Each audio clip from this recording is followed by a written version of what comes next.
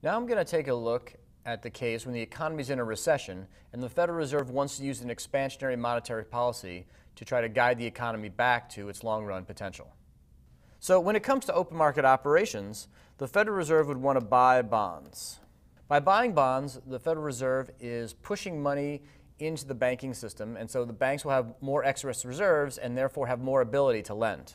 When it comes to the discount rate, the Fed would want to lower the discount rate in order to expand real GDP in time of recession.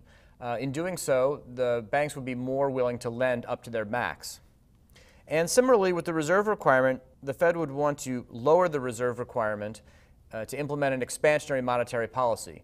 This would allow banks to convert required reserves to excess reserves and then have more ability to lend. Let's take a look at how the Fed would use these tools to fight a recession. So we'll show the long-run potential in the economy with the long-run aggregate supply curve, and we'll call that potential Y star. And currently, let's assume that the economy is in a recession such that the current level of output, Y, is short of the potential Y star. The Fed's looking at the economy. They see that the current level of output is short of the potential level of output. Unemployment is high. So let's look at how they could use expansionary monetary policy to close that gap. We'll use two side-by-side graphs here, one of the money market and one of the demand for investment in the economy. In the money market graph, the supply of money is fixed, so we'll draw it perfectly inelastic. And the demand for money is downward sloping. These things intersect at the nominal interest rate. And in the demand for investment graph, we have a downward sloping demand to show that the amount of investment demanded in the economy is sensitive to interest rates. When interest rates are high, businesses tend to invest less in capital equipment. And when interest rates fall, money becomes cheaper, and that encourages businesses to invest in capital equipment. So given the current interest rate, we can bring that over to the demand for investment graph and call that the current level of investment in the economy.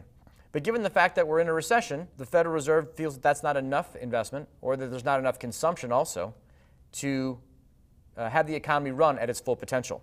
So the Federal Reserve is going to take an expansionary monetary policy. They're going to buy bonds. When the Fed buys bonds, that increases the excess reserves in the banking system. And in doing so, it moves the supply of money to the right. So in my graph, if I move the supply of money to the right, I see that that results in a new equilibrium interest rate that is lower. So when the supply of money shifts to the right, interest rates fall in the money market.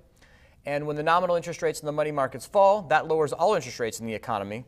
So I can bring the interest rate over here to the investment market. I'll see that that should result in more capital investment. So lower interest rates would lead to increased capital investment, and they would also lead to increased interest rate sensitive consumption. Things like cars and refrigerators, large ticket items that people tend to borrow money to buy. And that, in turn, will shift aggregate demand to the right, since aggregate demand is C plus I plus G. In my graph here, if I move aggregate demand to the right, you see that would result in higher prices for the economy, but also increased output. And you can see the Fed is achieving its goal in this graph of reducing the size of the gap between the current level of output and the potential level of output.